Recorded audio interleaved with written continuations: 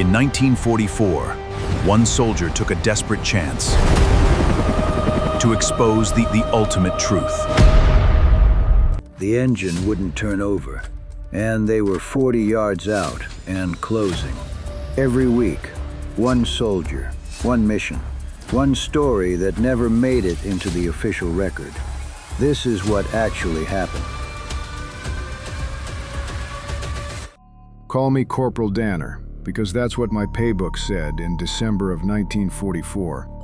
When I was 20 years old and assigned to the 106th Infantry Division, sitting in a stretch of the Ardennes Forest that headquarters had marked, in writing, as a quiet sector. Quiet was the word they used. Hold on to that word, because by the 16th of December it stopped meaning anything at all. I wasn't a rifleman by trade, not really. I'd been pulled into the regimental intelligence section back in England because I could read a map faster and cleaner than anyone else in my company. And because I'd grown up hunting in country that looked a lot like the Eifel. Dense pine, steep draws, the kind of ground where a compass matters more than a rifle. That skill, nothing else, was the reason I got picked 3 days before the German attack came to go forward on a 2-man patrol with a sergeant named Holt. The job was simple on paper. Cross the line before first light, get eyes on a supply road the Germans had been using after dark, and confirm whether what was moving on it was trucks or armor. Headquarters had reports that didn't add up. Somebody wanted a man on the ground instead of a guess pinned to a map. We crossed a little after 4 in the morning. Cold enough that the mud had frozen hard underfoot, which helped us move without a sound. We found the road by 5, and we found out it wasn't trucks, it was tanks. A column of them, engines idling, running further into the dark than we could see in either direction. Infantry moving alongside on foot in numbers that had no business being anywhere near a quiet sector. Holt got the count. I got the grid reference. We had exactly what headquarters asked for, and we had maybe 90 minutes of darkness left to carry it home. We didn't get the 90 minutes. The barrage started at 5:30, before we'd covered half the distance back. Artillery landing in a rolling line that seemed to know exactly where our own positions sat, which, we'd learn later, it did. We went face down into a ditch and stayed there through the worst of it, and when the shelling let up enough to move, a German patrol found us before our own lines did. I don't know exactly what happened to Holt. We split when the shooting started, a decision made in about a second and a half, the kind you don't get to take back once it's made. I heard rifle fire behind me maybe 2 minutes later. I never saw him again.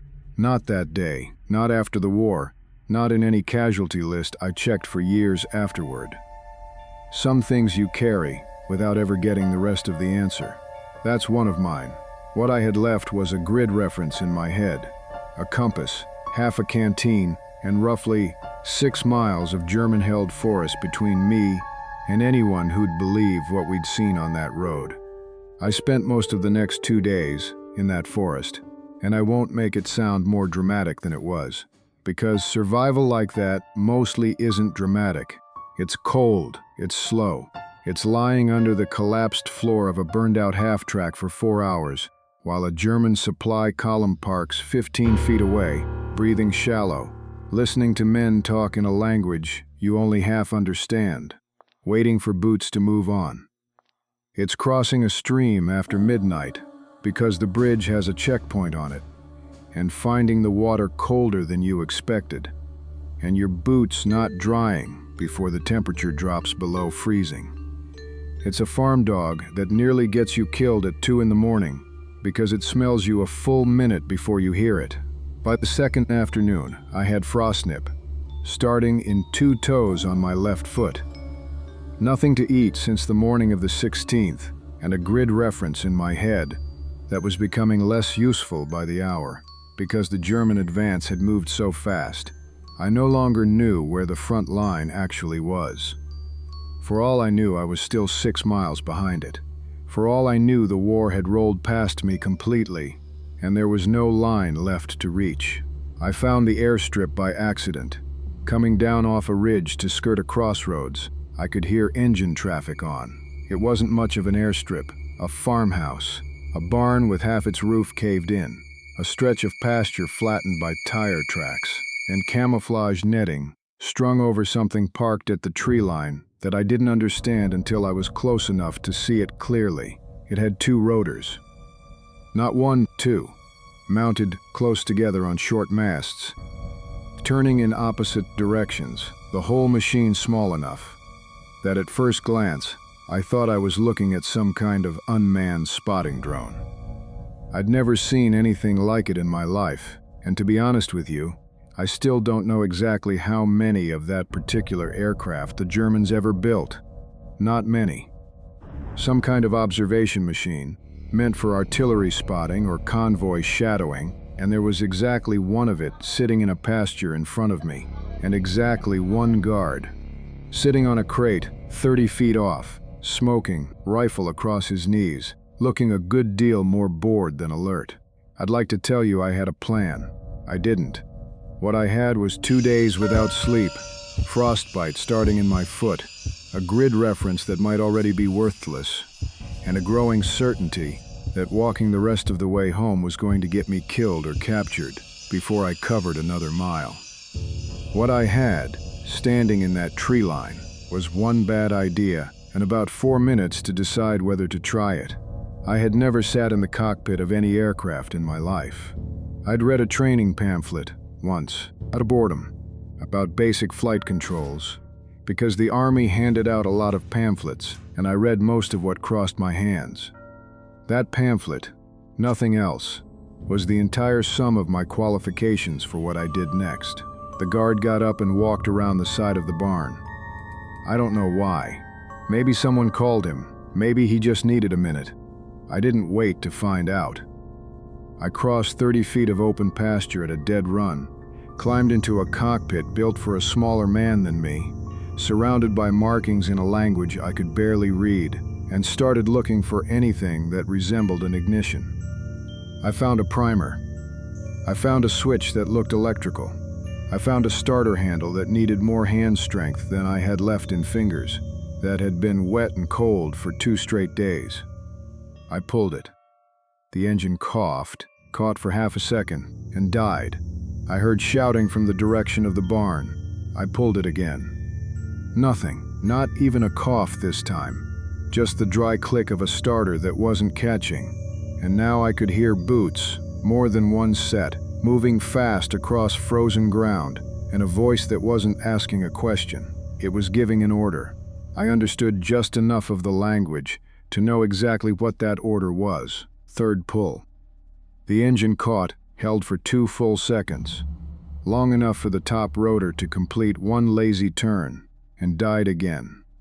By then, the first man was close enough that I could see his face clearly, and he was raising his rifle, and I remember thinking, with a strange kind of calm that made no sense at the time, that I was about to die in a stolen aircraft. I didn't know how to fly, over a mistake I had no idea how to fix, and that nobody back at regiment would ever learn what Holt and I had seen on that road. I primed it again. My hands were shaking too hard by then to be precise about it, which probably meant I flooded it, which should have made everything worse. I pulled the starter for 4th time with everything I had left, both hands, my whole back into it, and for 1 more second, nothing happened at all.